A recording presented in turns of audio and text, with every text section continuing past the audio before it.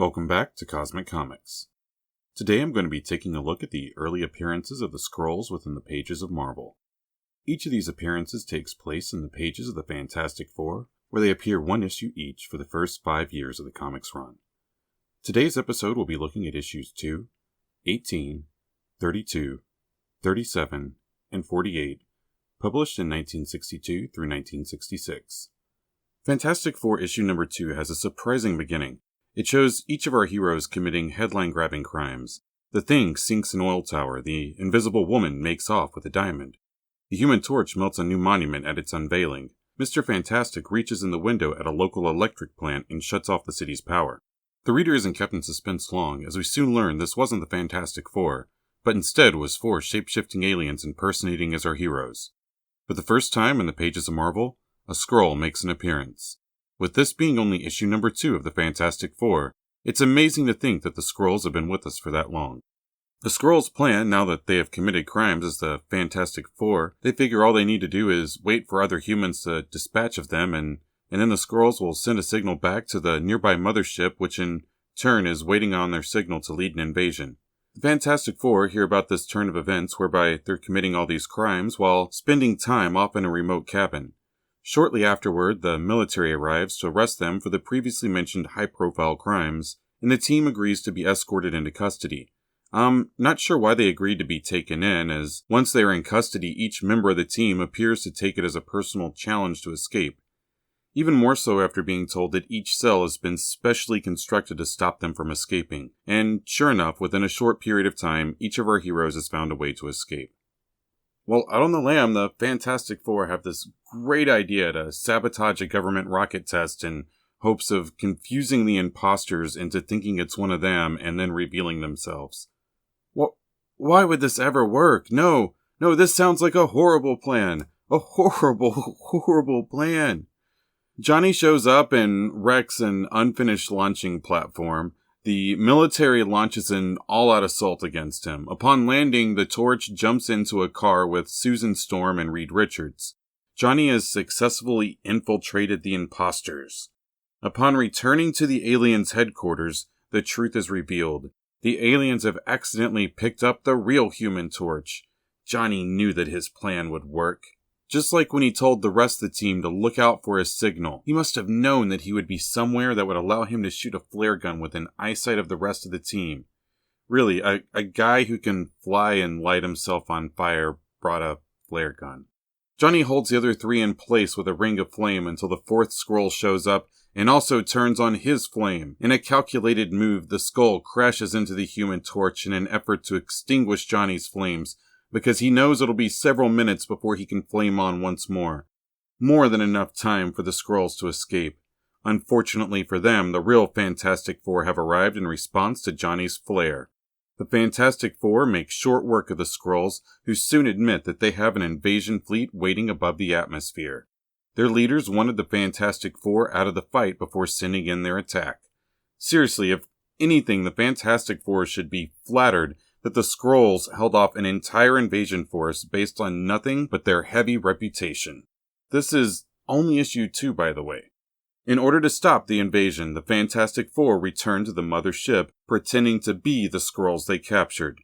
You have to love the water tower spaceship. Upon arriving upon the Skrull spaceship, they report back to their commanding officer that the Fantastic Four cannot be beaten, and that the Earth's defenses are too much for them. The Skrull leader demands proof. In return, Mr. Fantastic gives him some fantasy artwork, claiming purple monsters are Earth warriors, that they're hidden space mines and an army of giant insects sitting on standby. Goes to show you if you got good Photoshop skills, you might be capable of stopping an alien invasion. The ship's captain is pleased with the information brought back and decides to call off the attack. As they prepare to leave, Reed offers for the 4 of them to stay behind in their current Earth form in order to rid the Earth of any Skrullian evidence. The captain is overjoyed at the idea and gives them each an award for bravery. The Skrulls leave and the team returns to Earth. Upon returning to Earth, they find the law waiting on them, but offer to take the police by one of their secret flats and show them what the Earth was up against. Upon opening the door, the police are beset upon by a giant snake and then a hulking, spiked creature. Johnny drives these 2 back with his flame, Meanwhile, Reed stretches out the window to capture a Skrull escaping as a bird. The 3 Skrulls are rounded up. We're told by Reed that somehow the 4th Skrull made it back onto the ship with the returning invasion fleet. Crazily enough, the cops were prepared to take the Fantastic Four in for the suspected crimes, but when given real live aliens from another planet that actually did commit all those horrible acts, the cops agreed to hand custody of those aliens over to private citizens, the Fantastic Four. Why in the world would they do that? These Skrulls become weakling pretty fast once they realize they are on their own with no protection on a hostile world. In fact, one goes as far as to state that they hate being Skrulls and would rather be anything else. Reed agrees not to kill them if they agree to change into what he tells them to, and allows him to hypnotize them into forgetting their previous identities. Say what? Really? Hypnotism? How does he even know that that'll work on an alien species? Well, boo on me, because as it turns out, it works out great. Seriously, this works out better and for far longer than it ever should have. Crisis temporarily averted because a little more than a year later in Fantastic Four number 18, the Skrulls are back. Back on their home planet, the Skrulls are preparing to destroy the Fantastic Four. A year later, and the Skrull Emperor is still mulling over his loss to the Fantastic Four. I'm still amazed that he thinks the only reason the mighty Skrull Empire won't attack Earth is the incredible threat of the Fantastic Four. But it appears the Emperor might have found a solution. He spent all of his people's resources over the past year working towards building his people's mightiest warrior yet, the Super-Skrull. The Super-Skrull has all the powers of the Fantastic Four and more. He can outstretch Mr. Fantastic. He can fly faster than the Human Torch and discharge an antimatter fireball. He's at least 5 times stronger than the Thing, and he can also match the power of the Invisible Woman, and has at least one more power not yet revealed. With introductions complete, the Super-Skrull gets down to work and is prepared to leave right away to dispatch of the Fantastic Four. When he arrives on Earth, he lands in style. He arrives via spaceship and sets down in Times Square, claiming the planet and all it possesses in the name of the Imperial Skrull Empire. He even goes as far as to get out and use his power to plant a flag into the sidewalk to mark the spot where he landed. He kindly asks the people to return to their business, and when the crowd refuses to disperse, he uses his powers to clear out the area around him. Meanwhile, the Emperor awaits the approach of the Fantastic Four as he watches the Super-Skrull like a pay-per-view event on the big screen. The Torch is the first to arrive and is prepared to dispatch of the problem on his own, but then the Super-Skrull says those famous words, "Flame on," and then takes to the skies.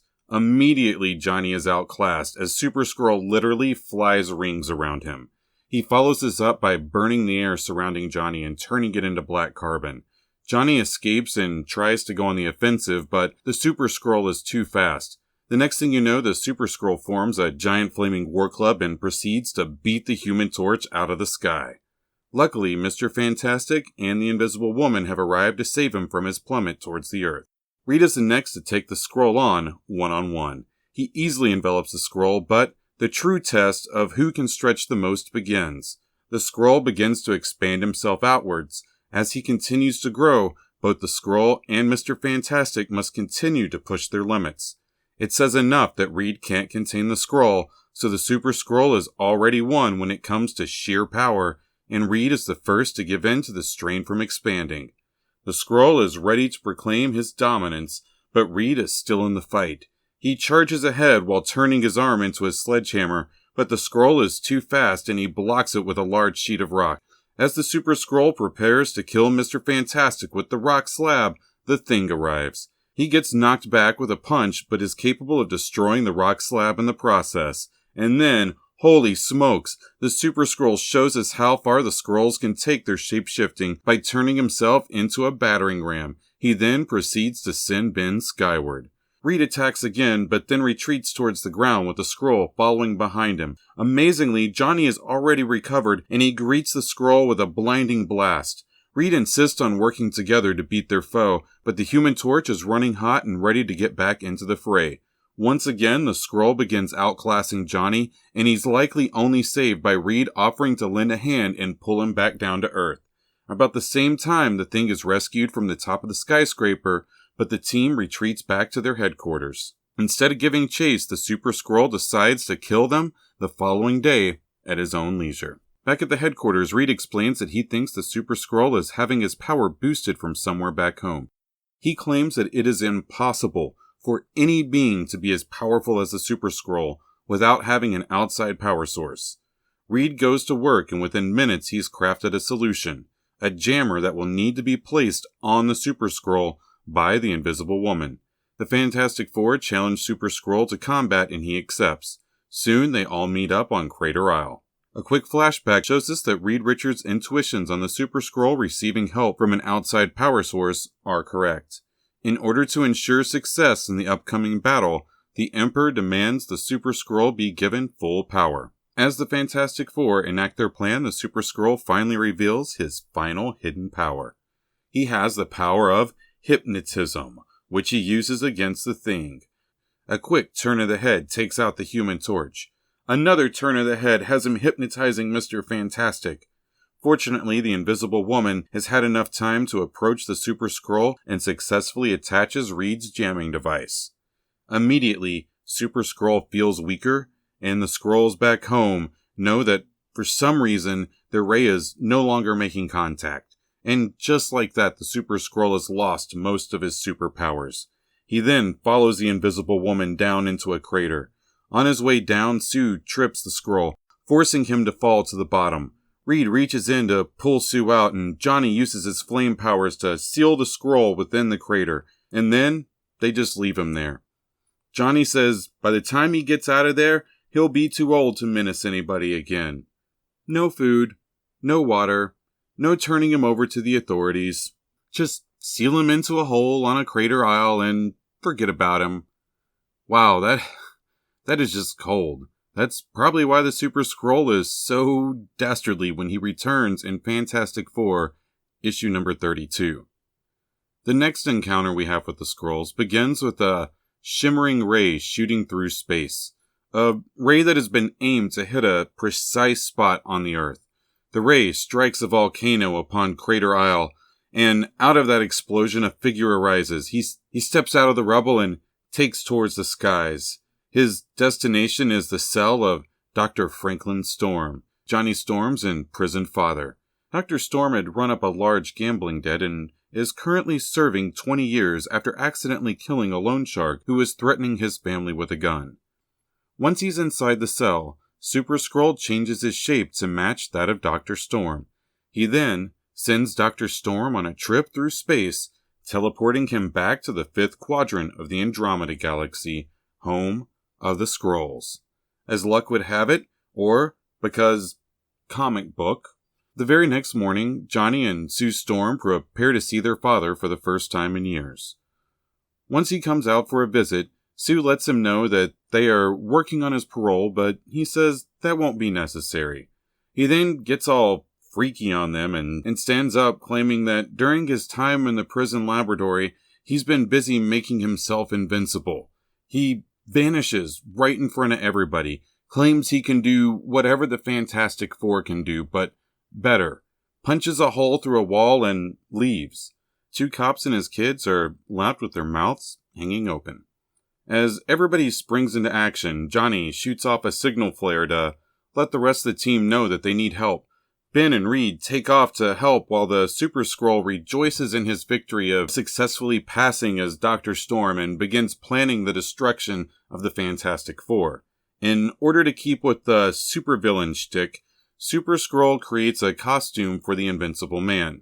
He isn't out on the street for more than a few minutes before the Fantastic Four locate him and attempt to reason with him as though he really is Dr. Storm. It's obvious that the Fantastic Four don't want to hurt the Invincible Man, but the more they lay on the "we need to help you" line, the more the Invincible Man lays on the "I'm gonna be a dick about things" line. He gives the Thing a solid thumping, and when Reed attempts to restrain him, he tosses him away like a child and forces him to let go by igniting his hands.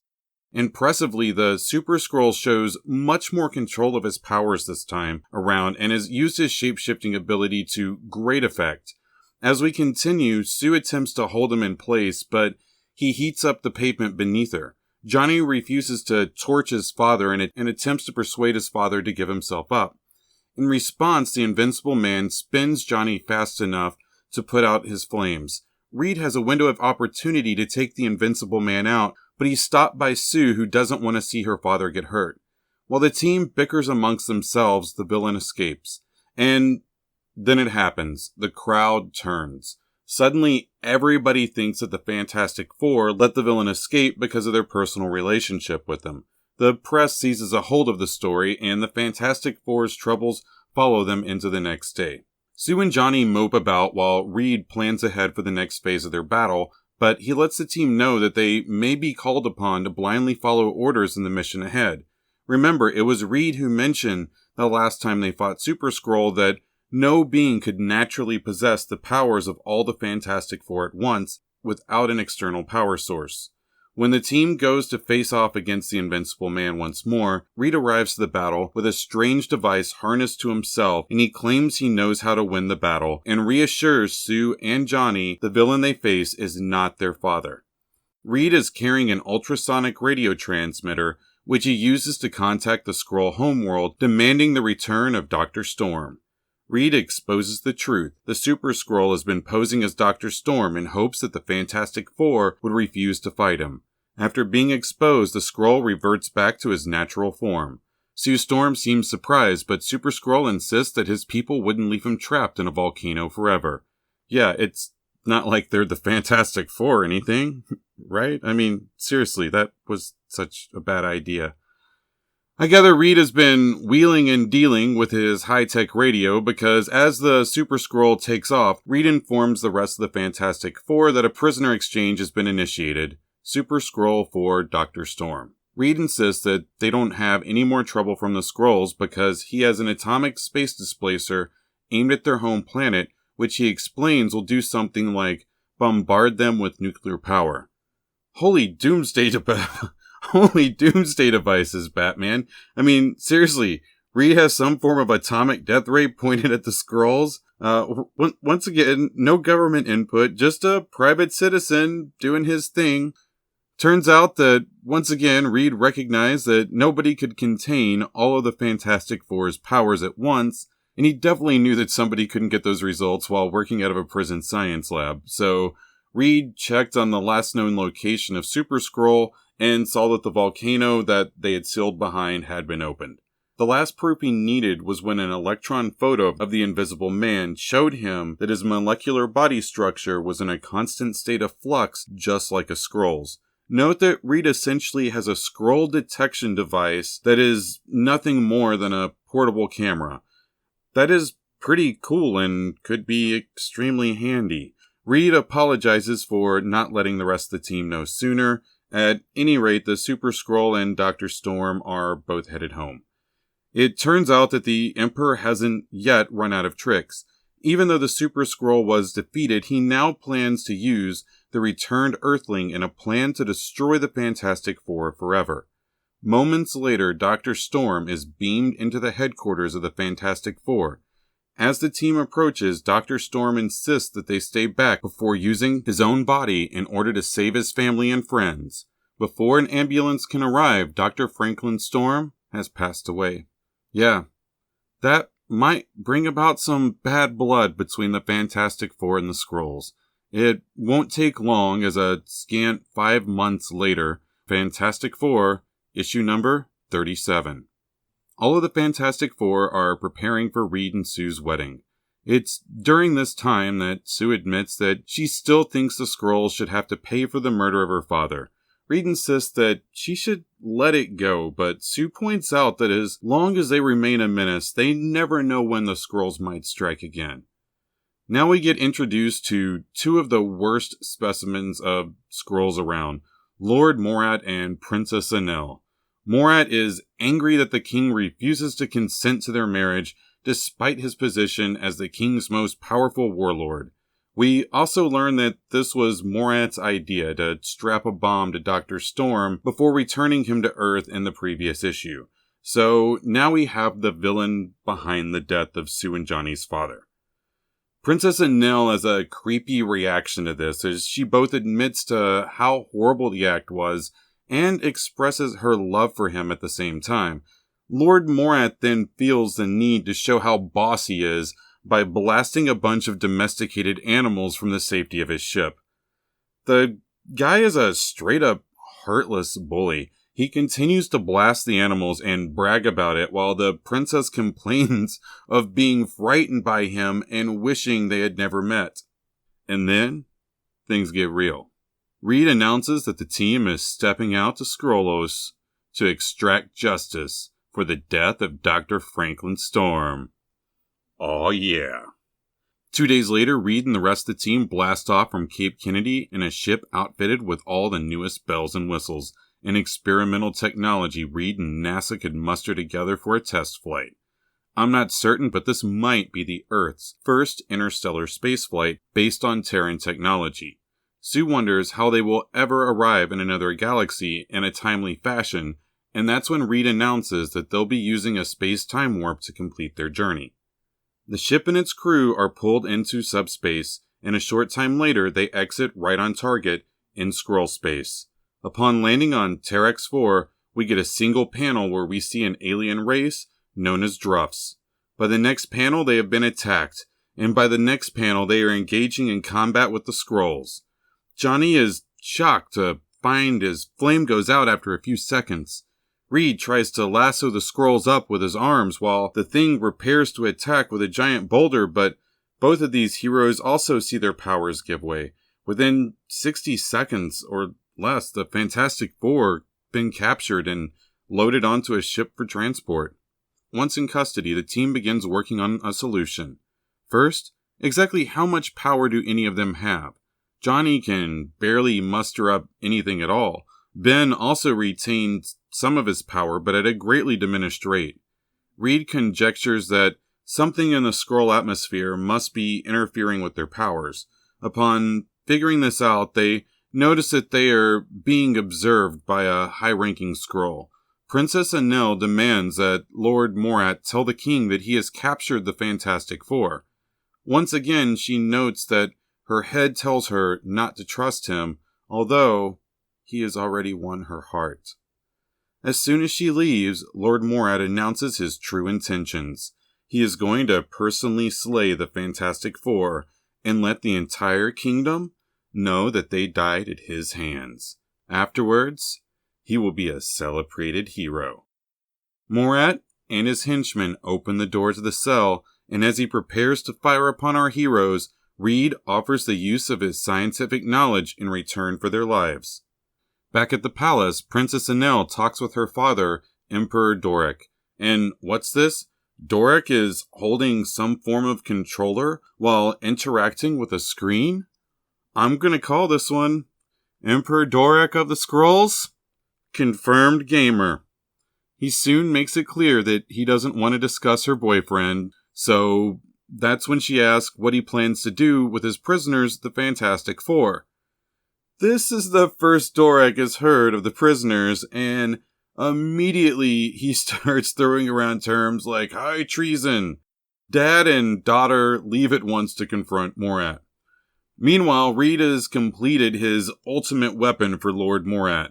The rest of the Fantastic Four are upset about the situation, and the Thing, followed by Johnny and Sue, attempt to stop him. Reed shoots them all with the weapon before handing it over and having the Skrulls now use it against himself. The Skrulls are at a loss as to why the heroes are all still alive after having been shot by a weapon, and that's when it's revealed that the weapon was really being used to restore powers to the Fantastic Four. Reed takes back his gun and the Skrulls open fire on the team. Johnny puts a stop to their bigger guns, so the Warlord attacks with ISO missiles. These are also stopped by the Thing and Human Torch. Getting aggravated, Lord Morat takes one of his henchman's guns before pushing him to the side to show him how it's done. Sue happens to be in a position to kick the gun from his hands. The Skrulls open fire in close proximity in an attempt to hit her, but each of them misses. Morat calls for reinforcements, but the thing just tosses the current soldiers on top of the new ones coming in. With all the soldiers taken care of, it's at this moment that Emperor Doric enters and commands Lord Morat to stand down. Morat tries to play it off as though he was planning on bringing the prisoners to Doric all along, but the Emperor calls Morat out on his BS. In response, he strips Morat of his title and insignia. Morat challenges the king to a showdown. In response to this challenge, Morat is fired upon, but at the same moment, Princess Anelle runs towards her lover. As blasts fill the air, miraculously they are averted from the princess while Morat is struck down by their blast. The Emperor is shocked by the miracle of his daughter's life being spared, but Reed quickly explains that it wasn't a miracle. It was Sue Storm and her invisible force field. For saving his daughter's life, the Emperor offers Reed anything he desires, and Reed requests that they be given the Skrull responsible for the death of Sue's father, so that he might be held accountable for his crime. Doric is more than happy to inform Reed that the one they seek is the one who lies at their feet, Morat. The Emperor informs the Fantastic Four that with the death of Morat, his debt is paid, and that it was Morat who was interested in conquering the Earth, and that a planet filled with alien savages was beneath imperial notice. They are offered the chance to leave. Sue realizes that revenge isn't as sweet as she thought it would be, and the princess is left mourning the death of her love. On the way home, Reed reflects that perhaps we really aren't so different after all, and everybody gets back in time for the rehearsal dinner. The last appearance of the Skrulls I'd like to cover right now is really only a couple panels in Fantastic Four issue number 68, when we see them watching the Silver Surfer and hoping that he would not stop there because they knew that wherever he appears, Galactus surely follows. There is an additional 5-part storyline involving the Skrulls and the Fantastic Four. It involves Ben being delivered into slavery and transported to Skrull 4, a planet in the Skrull system and part of the Skrull Empire, wherein they constantly live in and exemplify the gangster culture of 1930s Earth, pretty much a cosplay planet. This started because during the Prohibition era, mobster Machine Gun Martin was captured by Skrulls after escaping prison. They brought him back to this planet, and some of the Skrulls there ended up becoming enthralled with gangster culture. Okay, I've talked about it. I'm probably not ever going to try and talk about Skrull 4 again. I don't know why, but I can't think of any stories that take place there that I really enjoy. Personal bias, but take it for what it is. I don't have to like everything in Marvel. I respect it, I just don't like it. Anyways, this is the first step in the journey leading up to the Kree-Skrull War, and in the next episode I'm going to start with a surprising place to begin discussing the Kree. Thanks for watching. Feel free to hit any of the buttons below. I'm out.